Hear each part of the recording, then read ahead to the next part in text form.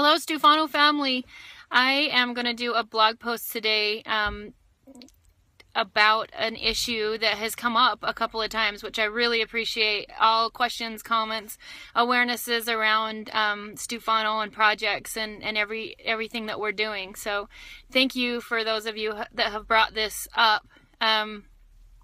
It's something that my board and we've actually talked a lot about the fact that, you know, if we go give to communities, do we just start to create just handouts, and do we actually make the problem worse? There's a lot of nonprofits that have gone into countries and had the best intentions and ended up making the problem a lot worse for the community there. And it's something that we've talked a lot about on our board meetings. And, you know, honestly, it started out that way.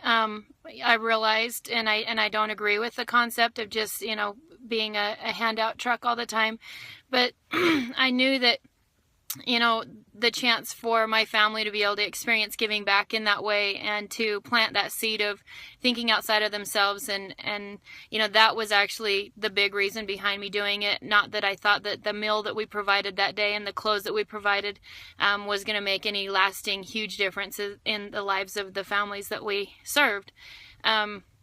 And now Stewfano's gotten bigger and we get to have a bigger picture, and we actually recently purchased a water system that gets water from the air, and to try that out and see how it works. It's supposed to provide, you know, quite a few gallons of water every day, and it only costs like $170, so it's really affordable. So we're checking that out. We're also looking into providing materials. There's a lot of moms that are home that are kind of stuck. They have kids there, and you know, they don't have opportunities other than you know, a few things here and there. So providing resources for them to build things, to assemble things, to create things that we can sell and create revenue that way. And self-sustainability is really big, creating it that way.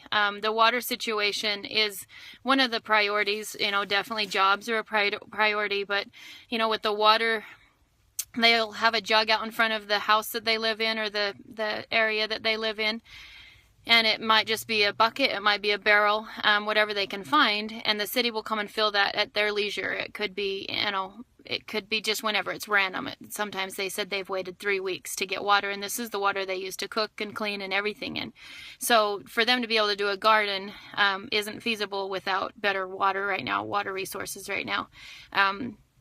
The large area that we serve, a big area of it is actually on the city dump. That it's actually covered.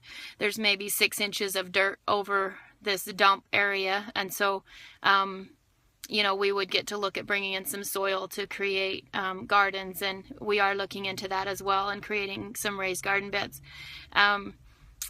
Anything that you know, that any of you have insight on or awarenesses on, or would like to you know, offer, you know, your expertise in that area or any of those areas, or you have other ideas, we are so excited and happy to have you on board. I know that there's so many different ways to give, and not any one way is going to call to everybody. Going and being hands-on might not be the way that works for you. It might be doing the research. It might be creating connections, and any and all of those we welcome and appreciate and value. And thank you, even if it's just a question to spark, you know, this conversation. Thank you for your contributions, and thank you for creating something great in the future, and asking and being there. So thank you. Love you. Goodbye.